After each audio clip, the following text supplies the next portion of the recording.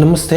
ಹಲವರಿಗೆ ತಮ್ಮ ಬಿಸ್ನೆಸ್ಸಿನ ವೆಬ್ಸೈಟನ್ನು ಫ್ರೀಲಾನ್ಸರ್ಸಿಗೆ ಕೊಡಬೇಕು ಅಥವಾ ಕಂಪನಿಗೆ ಕೊಡಬೇಕು ಹೇಳುವಂಥ ಸಮಸ್ಯೆ ಇರುವಂಥದ್ದು. ಕಂಪನಿಗಳು ಏನು ಮಾಡ್ತವೆ ಅಂತಂದ್ರೆ ಪ್ರೊಫೆಷನಲ್ ಆಗಿ ಒಂದು ವೆಬ್ಸೈಟನ್ನು ಹ್ಯಾಂಡಲ್ ಮಾಡುವಂಥ ಕೆಲಸವನ್ನು ಮಾಡ್ತವೆ. ಯಾವುದೇ ಫ್ರೀಲಾನ್ಸರು ಸರಿಯಾದ ಪ್ರೊಫೆಷನಲ್ ವೇದಲ್ಲಿ ಅದನ್ನ ಹ್ಯಾಂಡಲ್ ಮಾಡ್ತಕ್ಕಂಥ ಕೆಲಸವನ್ನ ಮಾಡ್ಲಿಕ್ಕೆ ಆಗೋದಿಲ್ಲ. ಹಾಗೆ ಕಾನೂನಾತ್ಮಕವಾಗಿ ನಿಮಗೆ ಯಾವುದೇ ಆಕ್ಷನ್ ಅನ್ನ ಅವ್ರ ಮೇಲೆ ತೆಗೆದುಕೊಳ್ಳಿಕ್ಕೂ ಸಾಧ್ಯ ಇಲ್ಲ. ಯಾವುದೇ ರೀತಿಯ ಸೆಕ್ಯೂರಿಟಿ ಇಶ್ಯೂಸ್ಗಳಿಗೆ ಆ ಫ್ರೀಲಾನ್ಸರ್ ಹೊಣೆಯಾಗಿರೋದಿಲ್ಲ.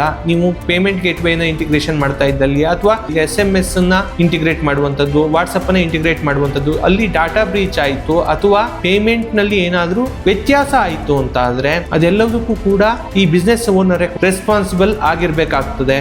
ಇದೆಲ್ಲದನ್ನ ಗಮನದಲ್ಲಿ ಇಟ್ಕೊಂಡು ಫ್ರೀಲಾನ್ಸರ್ಸ್ ಕೊಡ್ತಿರೋ ಅಥವಾ ಒಂದು ಪ್ರೊಫೆಷನಲ್ ಕಂಪನಿಗೆ ಕೊಡ್ತಿರೋ ಹೇಳುವಂಥದ್ದನ್ನ ಗಮನಿಸಿಕೊಂಡು ಬರಬೇಕಾದಂಥದ್ದು ಅತ್ಯಂತ ಅಗತ್ಯ ಆಗಿರುತ್ತೆ ಹೇಳುವಂಥದ್ದು. ಹಾಗೆ SSL ಆಗಿರ್ಬೋದು, ಹೋಸ್ಟಿಂಗ್ ಆಗಿರ್ಬೋದು, ಇದೆಲ್ಲದನ್ನು ಗಮನಿಸಿಕೊಂಡು ಎಲ್ಲಿ ಆಫರ್ ಇದೆ, ಯಾವ ಟೈಮಿಗೆ ಸಪೋರ್ಟ್ ಅನ್ನ ಕೊಡ್ಲಿಕ್ಕಾಗ್ತದೆ ಹೇಳೋದನ್ನ ನೋಡ್ಕೊಂಡೇ ಕಂಪನಿಗಳು ಆಫರ್ ಮಾಡ್ತವೆ. ಅದ ಬಿಟ್ಟು ನೀವು ಫ್ರೀಲಾನ್ಸರ್ ಹತ್ರ ಹೋದ್ರೆ ಅವರಿಗೆ ಎಲ್ಲಿ ಆಫರ್ಸ್ ಗಳು ಸಿಗ್ತವೆ ಹಾಗೂ ಆ ಟೆಸ್ಟಿಂಗ್ ಅನ್ನ ಮಾಡ್ತಕ್ಕಂಥ ಟೂಲ್ಗಳು ಏನಿದಾವೆ ಹೇಳೋದು ಕೂಡ ಸರಿಯಾಗಿ ಗೊತ್ತಿರೋದಿಲ್ಲ.